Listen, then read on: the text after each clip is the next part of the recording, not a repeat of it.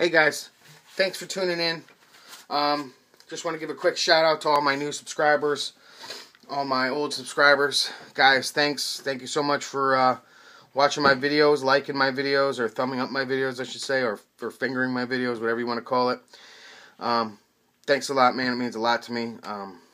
Thanks to all the people I'm subscribed to.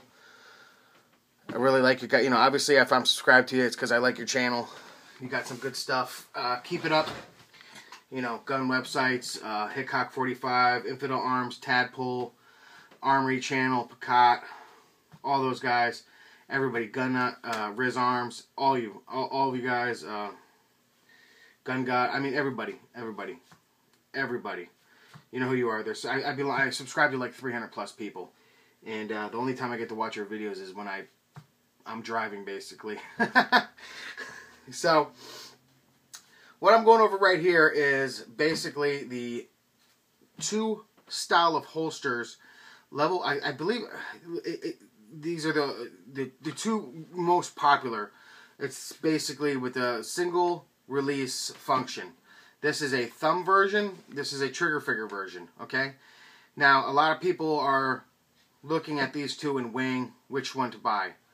So right off the bat, I'm going to tell you this is my new choice. This is my new choice as far as this level 1 retention, where it's got the single thing. Both these firearms are safety checked, no magazines. So let's get that out of the way.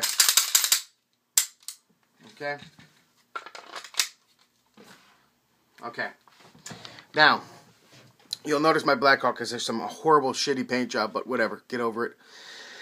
This uses the old standard. This is the Blackhawk Serpa, and this is probably one of the most controversial holsters that have ever been made. To me, I can't get it to fail.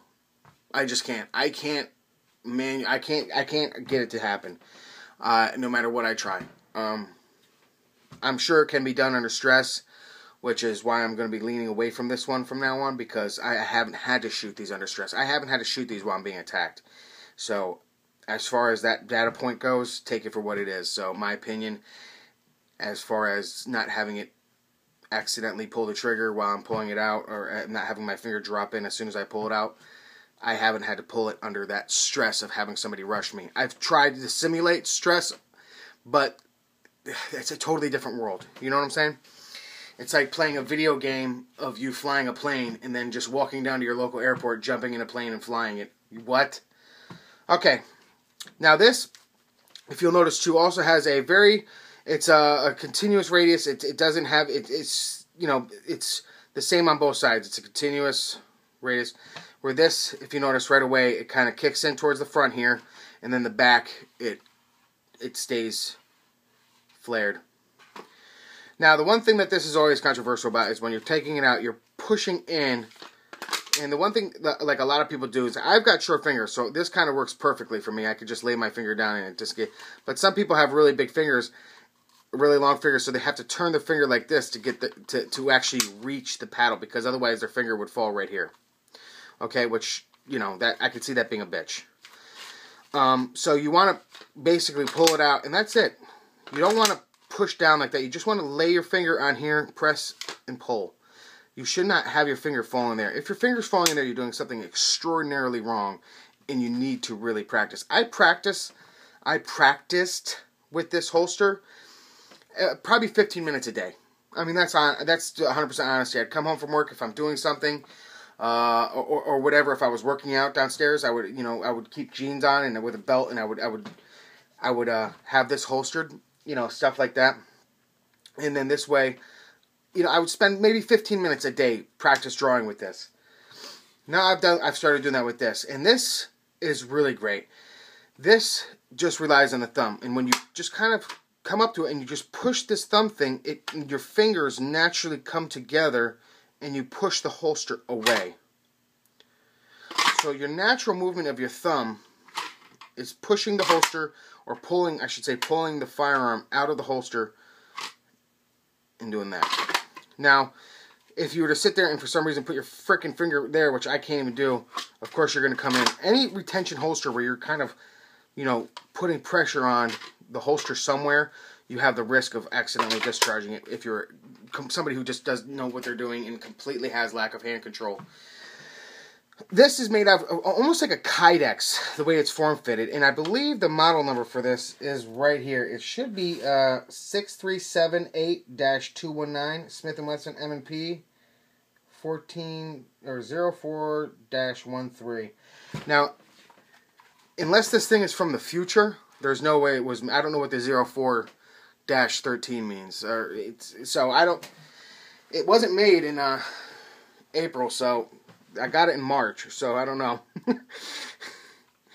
But as I said, I like the simple thumb actuation, and the way it all comes together. Where with this, even though I'm unlocking it, nothing's forcing the gun to come out of the holster. Nothing I'm doing here helps with the manipulating of the firearm out of the holster. This is just releasing a clamp, where the manipulation of this lock helps bring the firearm out of the holster. So if you're open carrying, I always suggest if you're open carrying to have some type of retention, because you can become a target if you're open carrying to somebody who wants to do harm or wants to take your gun. And by having that site of retention, they could come up and they could sit there and try to pull this out all they want. It shouldn't come out. With both of these, however, if you, under retention, try to pull this out and unlock it, it becomes very, very difficult. Okay? It will still happen. And it might happen, because if you're pulling and you're pushing down that much, your strength might be able to overcome it. But, I mean, the finger one, I'm going to be honest, is a little bit harder. Once I start pulling and then I go to release it, I really have to push down. And I don't know if I could push down that hard while wearing it on my side. With the thumb, I could easily do that, because you're just basically, pulling it out. But that's it, guys. I mean, this is more of a plasticky material. The Serpa's great. I've never had a problem with the Serpa. I'm not worried about the Serpa, but I don't feel that I want to train with two different platforms. I want to stick with one. As far as my level 1 type of lock, I want to stick with one, and I have chosen to stick with the Safariland because of the thumb brake. I like the thumb brake. To be honest, I don't know. I'm sure they might have a Blackhawk with a thumb brake like that, a thumb release. Not sure. I haven't looked. But I really like the way the Safariland is made. Let me just check the time here. Yeah, 7:30. And it seems to be really good. I really like it, guys. I think if you are looking for a level 1, if you're deciding between the Safariland or the Blackhawk Serpa, the Safariland to me is the way to go. Okay? Another thing I want to talk about too is joining the NRA. It's something that I think everybody who owns a firearm should be doing. There's, to me, no excuse. You could get the membership for $25 for a year. If that means not buying a box of ammo, that means not buying a box of ammo. I hate to say it, but join the NRA. Guys, we only have 5.5 million members on the NRA. Now, I was always somebody who did not like the NRA, and I remember telling Weapons Education, that guy over there, he was like, oh, you should join the NRA. And I told him, no. I live in New Jersey, and they have not done anything over here for me. I will never join them. But then all this stuff started happening. And now I feel that I joined, maybe it's too late. I joined a while. I joined like 6 months ago. Right after the movie theater shooting, I joined. But still, if the NRA had as many members as there are gun owners, we would never, ever, ever have to worry about our gun rights being infringed. Why? Because it would show with just numbers, not even arguing, with just numbers, it would show what America thinks of firearms. Okay? I've heard anywhere from 140 million to 80 million people own firearms in this country. If 80 million people or 140 million people own firearms in this country, which I think it's going to most likely be, because you figure the amount of children, the elderly, that might not own firearms, the elderly might have gotten rid of their firearms. I think it's probably somewhere around the 80, in between the 80 to 140. If all those people belong to the NRA, think about the simple fact that we would never lose our rights. Never. Ever. Because without even arguing, those numbers alone would show the senators, the congressmen, the president, the vice president, it would show them what America thinks. If you're not an NRA member, you need to honestly sit there and think about, I don't care if you've got a revolver, because they're going to be coming for stuff like that. They're going to be coming for your hunting rifles. Feinstein has quoted multiple times shootings that involved a hunting rifle with a scope, not just an assault rifle or a handgun. Feinstein has been quoted as saying she would have grabbed every gun possible if she could have when some of her bills have passed. Her ultimate goal, and the ultimate goal of a lot of people, is to disarm America completely. Completely. Not even England or Australia limits. We're talking complete disarmament. No shotguns, no revolvers. Black powder, baby. That's it. And if you're a black powder fan, then you should be joining the NRA too. Because even if you don't own a firearm, but you want to own a firearm, or you respect the Second Amendment, you should be joining the NRA. Alright, guys. I'll talk to you later. It's already 10:40. And I will talk to you later. Thanks for the new subs. Thanks for the old subs. Have a good one.